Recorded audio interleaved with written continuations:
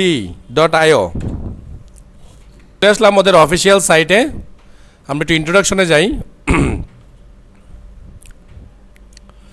So এই ইন্ট্রোডাকশনের মধ্যে বলে দিচ্ছে what is the JSON web token structure. So জেসনের ওয়েব টোকেনের যে স্ট্রাকচারটা, সেই স্ট্রাকচারটা কেমন। তো মূলত এটার মধ্যে তিনটা স্ট্রাকচার থাকে বা তিনটা পার্ট থাকে। প্রথম যে পার্টটা থাকে সেটাকে বলা হয় হেডার, পরের যে পার্টটা থাকে সেটাকে বলা হয় পেলোড, পরের যে পার্টটা থাকে সেটাকে বলা হয় সিগনেচার। এবং এই তিনটা পার্টই একটা করে ডট দিয়ে আলাদা করা থাকে, ঠিক আছে। সো দেখেন হেডার পার্টটা দেখতে অনেকটা এমন হবে। সো এখানে দেখেন বলে দিচ্ছে the header typically consist of two part, the type of token which is JWT and the sign in algorithm being use, মানে কোন অ্যালগোরিদম এখানে ইউজ করতেছি সেটা বলে দিবে। টোকেনটা পাওয়া যায় সেই টোকেন থেকে বলে দিবে যে এখানে কোন অ্যালগোরিদম ইউজ করা আছে আর এটা কি টাইপ, ঠিক আছে। হচ্ছে হেডারের মধ্যে, হ্যাঁ, মানে ফার্স্ট পার্টে। সেকেন্ড পার্ট হচ্ছে কি আমার কি পেলোড। সো পেলোডে কি থাকবে বলে the second part of the token is the payload which contain the claims.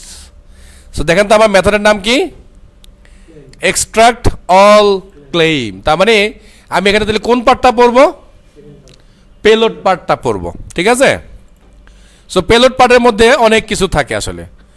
So এই যেমন একটা পেলোড পার্ট এখানে থাকে, যেমন subject, name, admin.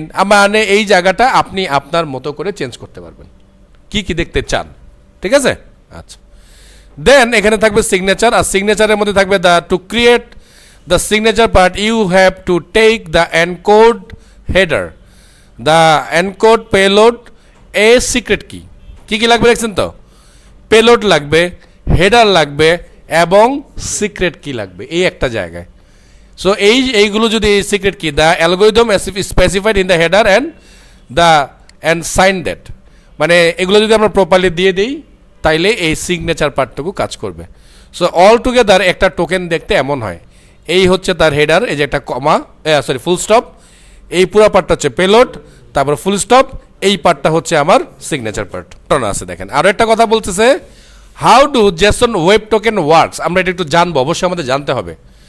So in authentication, when the user successfully log in using their credentials, it means username and password, a JSON web token will be returned. মানে তার জন্য একটা JSON web token জেনারেট হবে। Since token আর credential, এরপর থেকে আপনার username আর password কোনো কাজের না, এরপর থেকে কাজের হচ্ছে শুধুমাত্র token. So great care must be taken to prevent security issues. So security ইস্যুকে কেয়ার করার জন্যই এরপর থেকে আমরা শুধুমাত্র টোকেনকে ব্যবহার করব। In general, you should not keep token longer than required. তার মানে টোকেনটাকে আপনি অনেক বড় সময় অ্যালাইভ রাখবেন না, বাঁচায় রাখবেন না। যতক্ষণ আপনার প্রয়োজন মনে করবো অতক্ষণই তার জীবনকাল থাকবে। তার মানে আমরা তার জীবনকাল নির্দিষ্ট করে দিব যে এত সময় পর্যন্ত সে অ্যালাইভ থাকবে।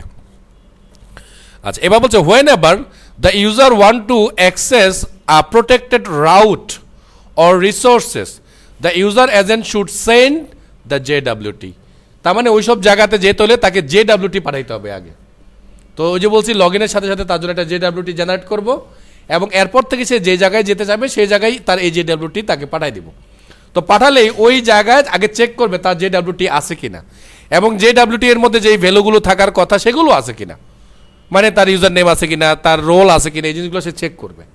তো চেক করা হইলেই then typically in an authorization header using the bearer schema, বলছে এই টোকেনটা যেটা থাকে এটার শুরুতেই এরকম একটা কথা থাকবে অথরাইজেশন, তারপর একটা কোলন চিহ্ন থাকবে, তারপর একটা কথা থাকবে bearer. The content of the header should look like the following, বলছে দেখতে অনেকটা এমন হবে। তারপরে থাকবে হচ্ছে আমার এই টোকেনটা। তার মানে যখন একটা টোকেন জেনারেট হবে এই লেখাটা থাকবে, একটা কোলন চিহ্ন থাকবে, তারপর একটা বিআরআর কথা থাকবে, তারপরে এই লেখাটা থাকবে। একটা ছবি আমাদেরকে দেখাচ্ছে যে অ্যাপ্লিকেশন ক্লায়েন্ট ও করবে কি অথরাইজেশন সার্ভার, দেন আপনার এপিআই কি ইউজ করতে দিবে। এই জিনিসগুলো এখানে একটা ছবির মাধ্যমে বোঝানোর চেষ্টা করতেছে। বা আপনি যদি এখানেও আসতে চান সার্ভার থেকে অথরাইজ নিয়ে আপনাকে এই জায়গায় আসতে হবে। সেই অথরাইজেশনের পার্টটাই এখন আমরা কমপ্লিট করতেছি। Why should we use JSON web token বা JWT? Let's talk about the benefit of JSON Web Token by JWT when compared to simple web token and security assertion markup language token মানে আরো কিছু system আছে as a JSON is less verbose than XML when it is encoded its size is also smaller making JWT more compact than small মানে এটা হচ্ছে অনেক compact আর ছোট করে ফেলে আর কি তো this makes JWT a good choice to be passed in HTML and HTTP environment এবার বলছে security wise JWT can only be semantically signed by a shared secret using the HMAC algorithm মানে এই একটা মাত্র অ্যালগরিদম সে use করতে পারে however JWT and SAML token can be use a public এবং private key pair in form of X.509 certification from signing তো এখানে আবার একটা নতুন তথ্য চলে আসছে সেটা হচ্ছে পাবলিক কি আর এটা হচ্ছে প্রাইভেট কি তো এইটা সম্বন্ধে আমি খুব শর্ট একটু আপনাদের সাথে শেয়ার করি এই পাবলিক কি আর প্রাইভেট কি এটা হচ্ছে অ্যালগরিদমের একটা পার্ট তো একটা হচ্ছে সিঙ্ক্রোনাইজ আর এটা হচ্ছে অ্যাসিঙ্ক্রোনাইজ সিস্টেম এখানে কোথাও যেন বলছে কথাটা কই যেন বললো আচ্ছা সিমেন্টিক্যাল ও সিমেন্টিক অ্যাসিমেন্টিক সরি সিমেন্টিক এটা হচ্ছে অ্যাসিমেন্টিক তো যখন অ্যালগরিদম মানে আমরা দেখেছিলাম একদিন একটা ছবি যে ধরেন একটা টেক্সট সেই টেক্সটের সাথে একটা অ্যালগরিদম থাকে আর অ্যালগরিদমের সাথে একটা কি থাকে এই তিনটা মিলে আমরা কি করি একটা লেখাকে বদলায় দিই বদলায় দিয়ে যেটা আমরা বানাই সেটাকে আমরা বলি সাইফার টেক্সট বলছিলাম একদিন তো এই সাইফার টেক্সটে মূলত একটা এনকোডেড কোড বা এনকোডেড লেখা এই লেখাটা সাধারণত মানে আমি যাকে উদ্দেশ্য করে দিব তাকে আমি কিছু একটা বলে দিব বলেই তা শুধুমাত্র সে এটার অ্যাকুরেট মানি বের করতে পারবে আর আপনাদের আমাদের কাছে মনে হবে এটা একটা কিছুই না ওকে আচ্ছা তো হ্যাঁ এটাকে আমরা আম ভাষায় বলতে পারি সাইন ল্যাঙ্গুয়েজ যেটা আমরা বুঝবো না তবে ইংরেজি ভাষায় লেখা থাকবে আমরা বুঝবো না কথা তো ও যখন মানে ইউজার যখন এটাকে